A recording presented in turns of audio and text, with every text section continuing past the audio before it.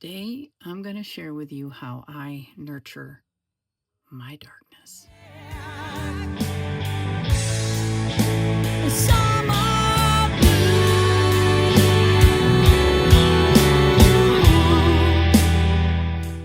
Welcome back to MissCoolala's Mystical Musings. Today, we are going to dive into week 3 of Channeling the Divine Feminine. It's a group project that my sister started actually way back last year, and I just got involved kind of late to the ball game, but been into it for a few months now. And this month it is Cortney who is leading us into recognizing what the divine feminine is, and we're calling it Channeling the Divine Feminine, and this is week 3. So I want to talk about a little bit more about some of the conclusions I've come to on what I think the divine feminine truly is. Like, I follow the Hermetic principles. I believe in them. And so when we're talking about the divine feminine, it represents the polarity within us. And what I mean by that is one of the Hermetic principles is gender is in everything. And according to the Kabbalion, it exists on all planes. I feel that. Now, I can't say for myself if I am absolutely convinced, but I think that it makes sense. So when I think of the divine feminine, I do think of it as an archetypal type energy, not anatomical. So imagine that everything like it has polarity, right? So if this is hot and then this is cold, it's still in the same plane of existence. So here we have hot. Every time you move a little bit closer to the cold, it becomes warm until it's cold, right? But it's all the same. So, and that's pretty much with all opposites. If they exist on the same plane of existence, then they're just within a degree of being its opposite. So same with good and bad. There's no distinction except for our own perception of it. So when I think of the divine feminine, I think of like a faucet that is routed to hot and cold, but the actual source comes from one place. So the divine feminine is the same to me. It comes from the same source. And then at one degree, it's either feminine or masculine. And again, I don't think it's still the same. It's still the same. So when I think of balancing that, personally, I feel like when there is an imbalance, it's not so much that you're more masculine or you're more feminine, because remember, they're coming from the same source.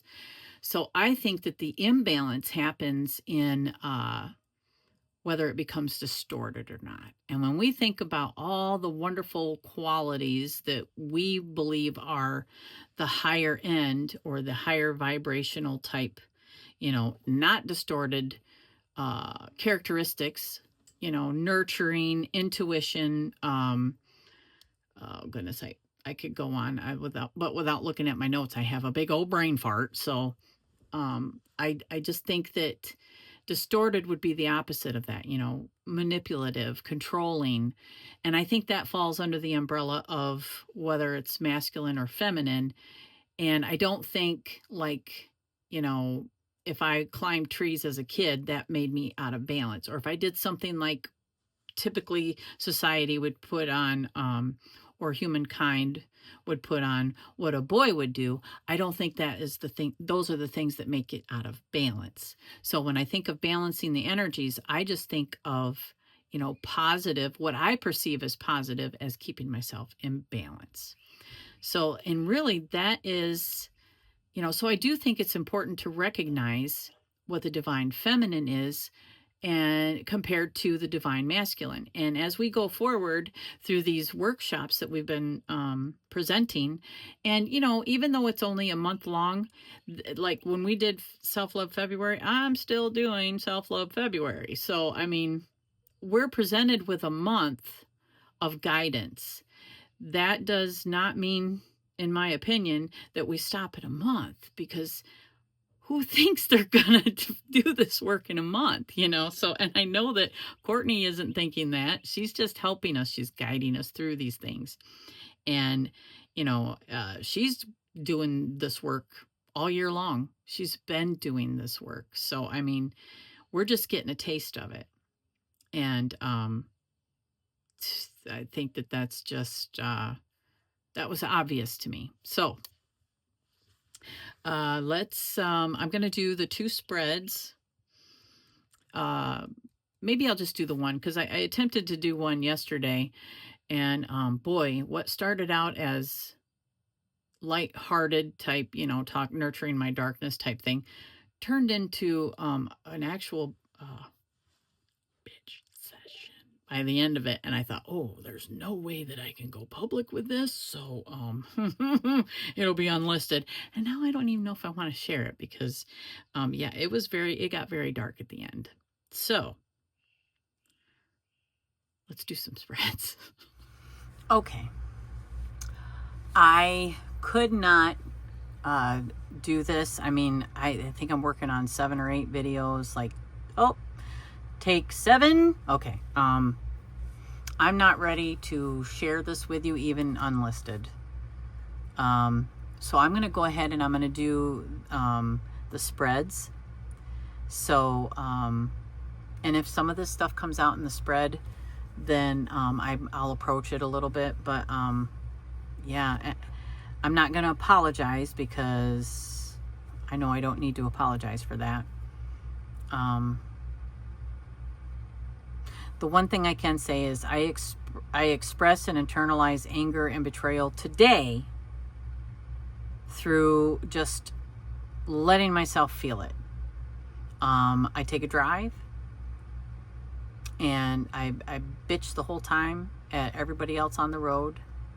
I don't drive recklessly anymore. I used to, because road rage is real. But in my younger years, I internalized it, and it came out when it did come out. Very psychotic, you know what I mean? Yeah, I would wait until I couldn't take no more, and then I would snap and literally just forget what I did. So I've always had a lot of dark feminine qualities that I just really embraced, okay? So I definitely came from this. So going back and feeling this is a little bit uncomfortable for me, because I really did embrace it, okay? I used it. So again, going back to this place is a little bit uncomfortable. I did already do my week 4 video, and I'm so grateful to Cortney, because it also has reminded me of that time, and understanding now exactly what this is. I understand, boy, I was definitely all up in that then. Okay, so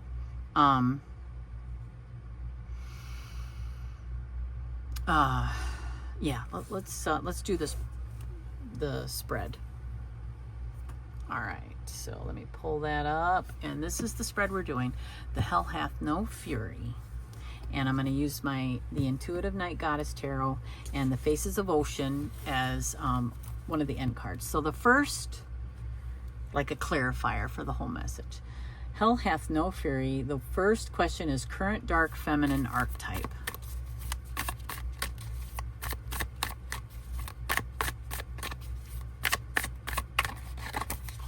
Current dark feminine archetype.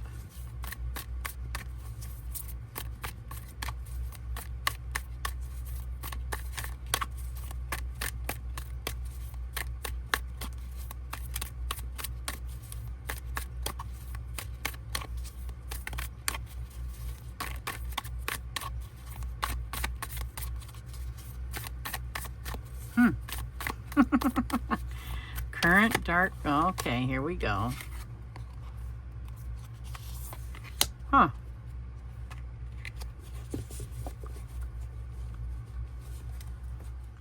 Okay, so I had to look it up. So in this, the Intuitive Night Goddess Tarot, the monarch is traditionally the emperor. So my current dark goddess, feminine archetype is the monarch. So the goddess is surrounded by, I'll let you look at the card while I read this, by butterflies and a protective tigress. She holds the symbol of the Ankh tucked into her dress, representing life. This card is both elements fire and air, the action that it takes to step into your true power and a place of authority. Here you are finding ways in which you can shine in society and discover your true path. Don't let anyone dampen the energy you are bringing towards your endeavors. Tap into the divine aspects of who you are. This card can indicate a great transformation of self. Shed the ideas of who you think you may be to embrace the greater beauty and power of your inner essence. Let go of your need to control a situation and allow it to develop organically. What drives you? What inspires you? What lights your fire? Yeah, authority, power, and assertiveness. And I will tell you, I have definitely come into that because I've always been a people pleaser. Always been a people pleaser. And I've never been one for confrontation. And again, after being triggered and holding shit in for so long, it came out as crazy, okay? And I've been labeled crazy pretty much my whole life, okay? So now I embrace that because, yeah, it is part of my darkness. It's part of who I am. And what's so funny is it's not funny, but I mean, I embraced my dark feminine all through while the kids were growing up. It's like I partied, I played in a band, I worked 50, 60 hours a week, and I still managed to do all of it, but yet my kids were neglected because I spent all my time doing all the other two. Okay, so, you know, after a long work day, I'd get home, and after dinner, I could barely keep my eyes open. So my kids got maybe an hour with me. And I didn't hardly listen because I was just like on autopilot, okay? But I embraced every part of my dark sensuality in that time.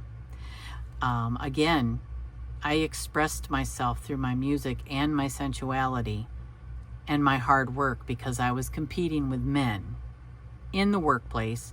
And of course, when I first started playing in bands, there weren't a lot of female singers on the scene.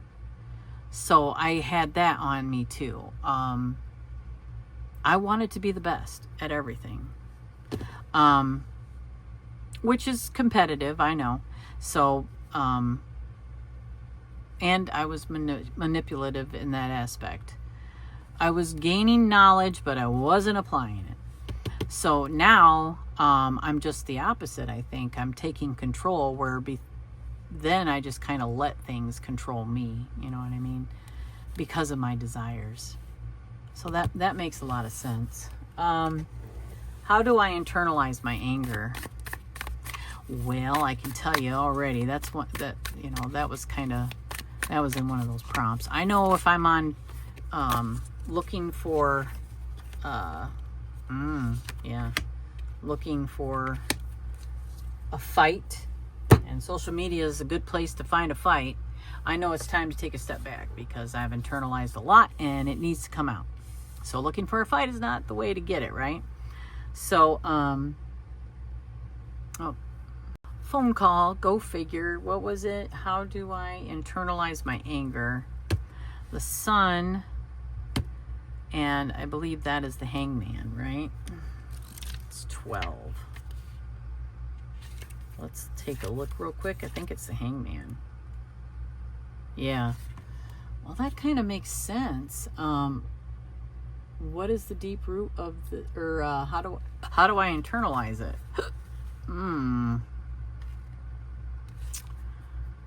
So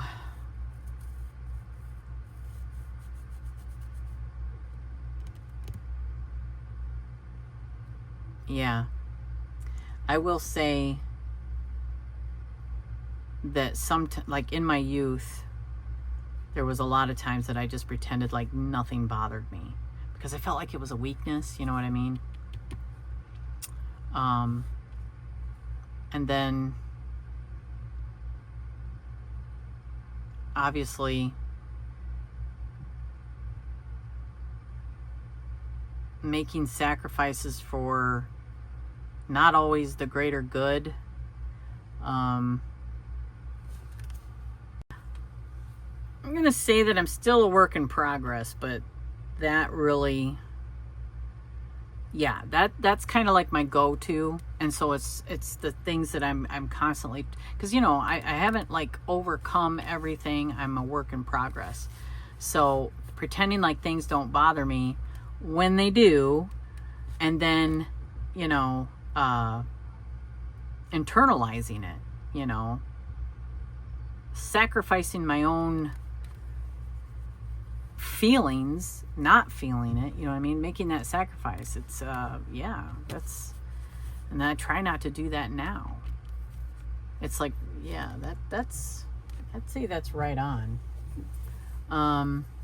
So what is the deep root of this anger?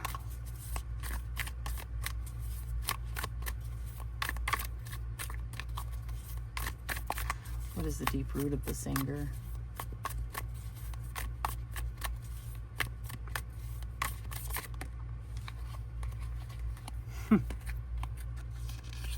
Wow.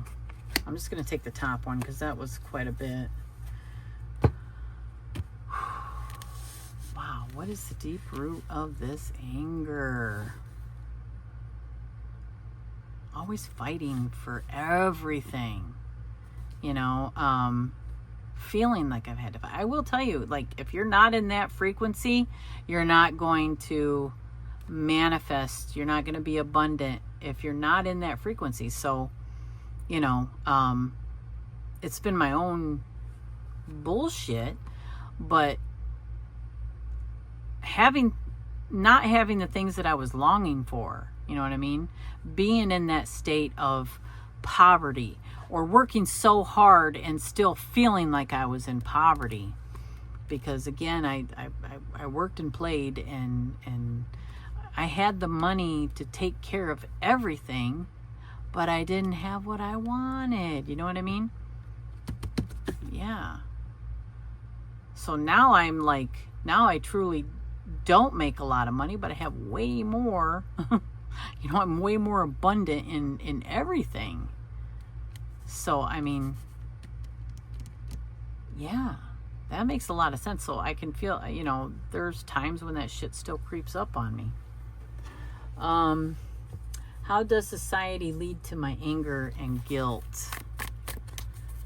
How does society lead to my anger and guilt? No. How does society lead to my anger and guilt? I'm going to let the cards guide me on this one because I can think of a few things. Not so much guilt, because I don't really feel guilt anymore. I stopped feeling guilt. I still feel anger. How does society lead to my anger and guilt? How does society lead to my anger and guilt? We're going to take the top one.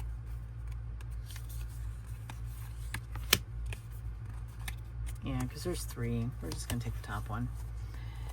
How does society lead to my anger and guilt? How? Well, it you know, I take shit personally when I shouldn't. So, I mean, it hits me at my core, okay? I let things, you know,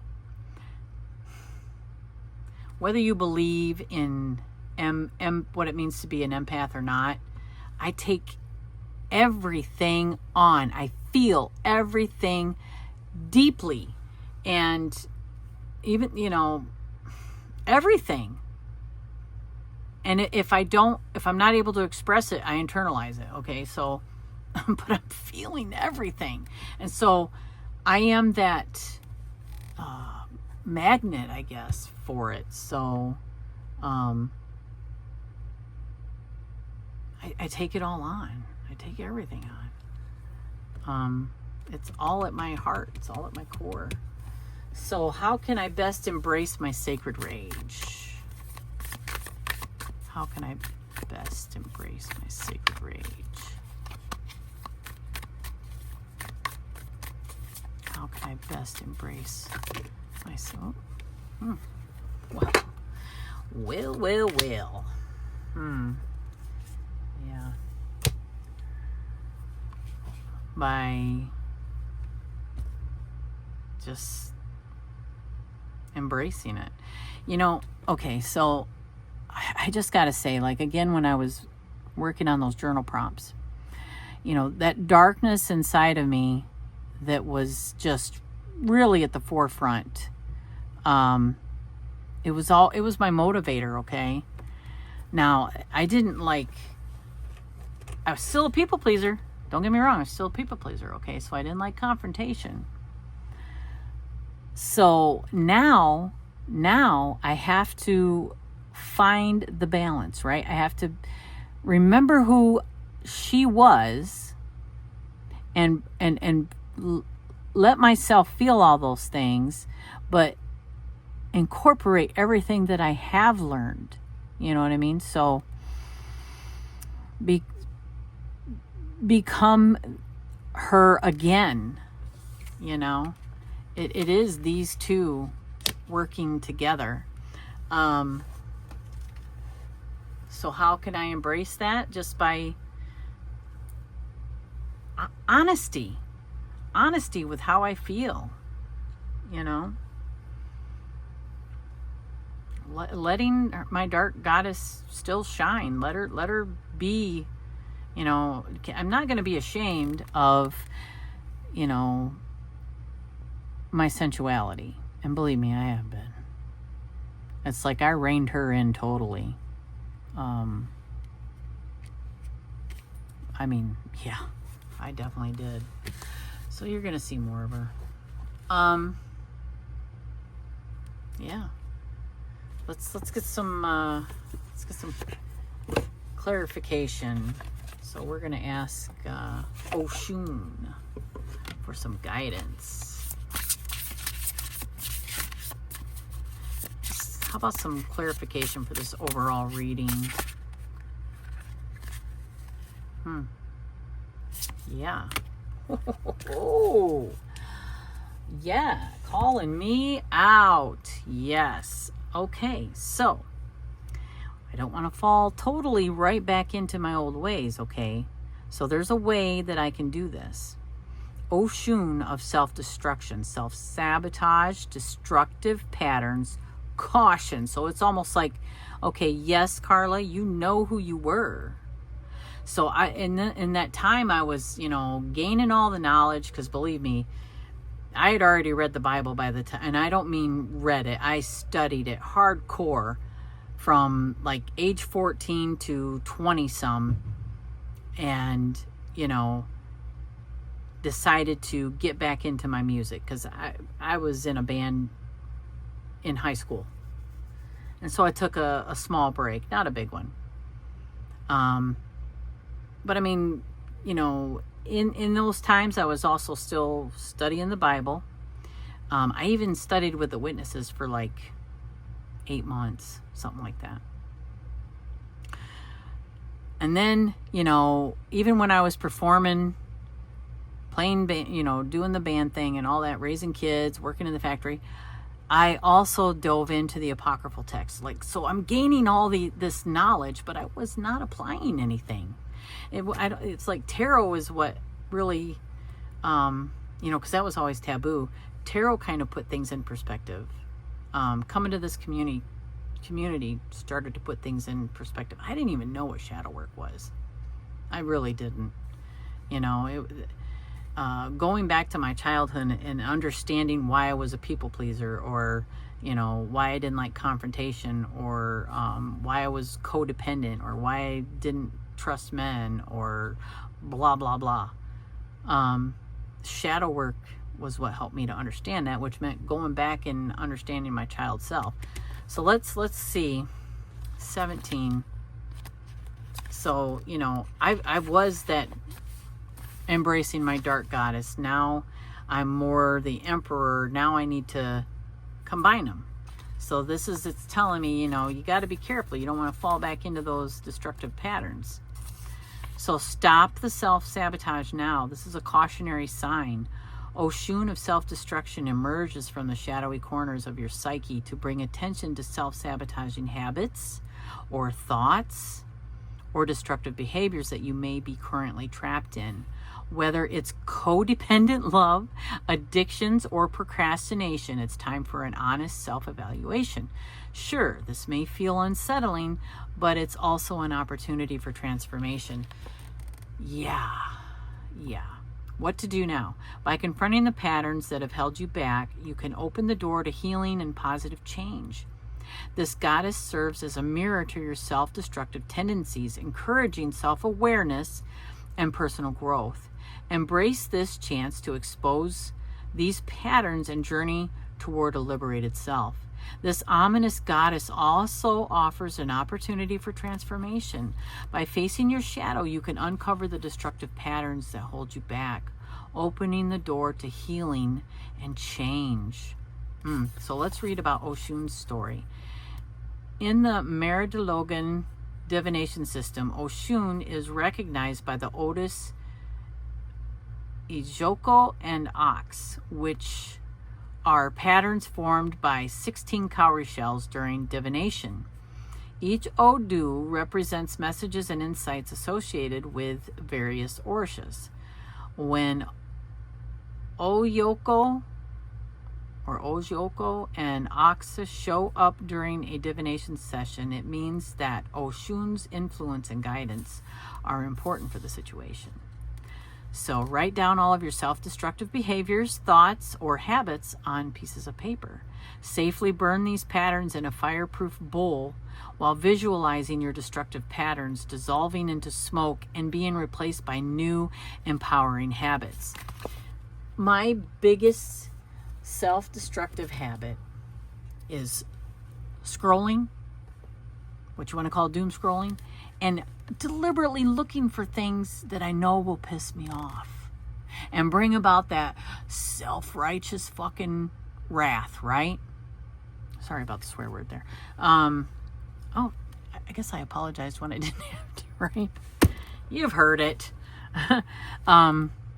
Yeah. Self-destructive habits. I do know what those are. I've done them my whole life, you know. So yeah, these two need to be in balance. And I know when they're not, that's when I have these self-destructive habits. And it is looking for a fight, really. Most of the time it's looking for a fight. When it really, I have too many things that I want to do than to waste my time on looking for a fight or worrying about what other people are saying about witches or their path compared to comparing their path to anyone else's. Because yeah, those are things that bother me. But why? Why does that bother me? I mean, I know why the other people do it. I do know that. So why do I let it bother me? Someone else is not confident in their own path, so they put someone else down. Why does that bother me?